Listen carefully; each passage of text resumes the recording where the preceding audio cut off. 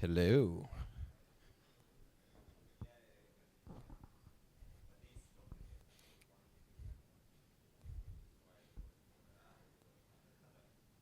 Is there something you want to share with the rest of the class? Some merch? Good merch? Oh, yeah. That's nice. Hi, guys. Welcome to Libp2p Day. This is our third session this year. We had one in Denver. We had one in Brussels in July. And this is the last one of 2024. So thank you guys for all showing up. I apologize for the Arctic conditions in here. We'll be taking breaks. We can take breaks between sessions if you guys want to go out and warm up. I'm going to go talk to him, maybe turn the AC down just a hair. I'm cold too. I guess all I wanted to say to kick this off is that we've had actually a pretty tremendous year this year. As most of you guys know, the Libp2p project used to be an internal project for at Protocol Labs. And in November of last year, it left the nest, if you will, and became an independent open source project. We saw an initial dip as there was a shakeup in leadership and meetings and all that kind of stuff, but through lots of perseverance and a lot of support from all of you, Libp2p has almost never been stronger. We're almost to our all-time highs now. The number of meetings that our community organized and holds regularly doubled this year. And the number of people attending meetings has tripled. So we are definitely an open source project that is ascendant. It's getting bigger. We're growing. Far more people care about this project now than ever, really.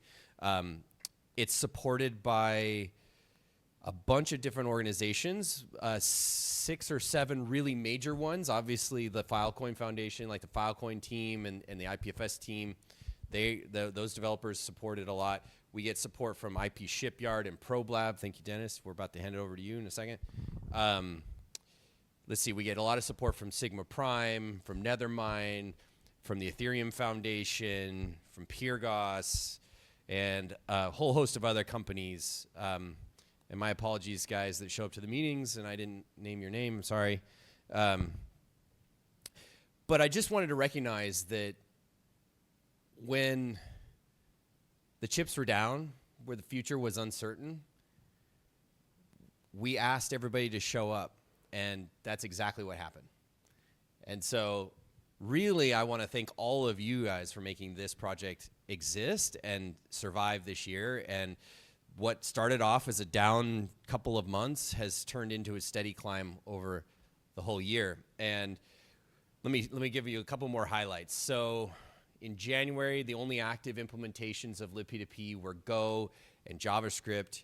Rust really stopped for a brief moment there. And since then, the Rust project is now up to like 12 regular contributors. They have meetings every other week. Go has seen similar growth, same with JavaScript. We were able to revive the Python Libp2p project this year. The first release of Python Libp2p happened in August. That was the first release in 4 years. And now there are 5 active developers working on it. I want to personally thank Paul Robinson of the Ethereum Foundation for stepping up to volunteer to be a very part-time maintainer.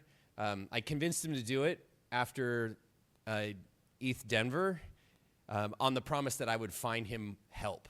And because of the Protocol Labs Developers Guild, the PLDG, I was able to find that help.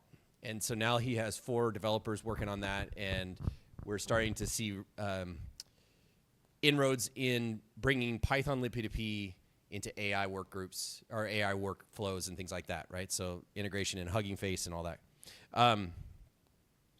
Let's see, what else is cool this year? The specification meetings have happened monthly, and we've been able to hammer out some really interesting changes to specifications. I think if anybody's really in the weeds of Libp2p, you'll know that we added I don't want to gossip sub this year, which is a huge improvement over retransmission of large gossip messages. And so we're actually pushing our scale much higher than we ever have before. So that's been exciting. We saw the maturation of browser to browser. That is like a real thing now. We're actually seeing applications using it. And there's a great demo that was built by Daniel Norman. Daniel Norman, yeah, built it. Highly recommend going to check that out. Let's see, what else happened this year that was really cool? We've seen adoption in a number of companies, big and small.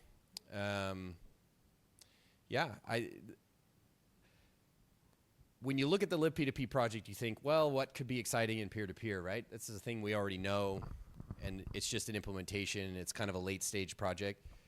At least that would be my assessment.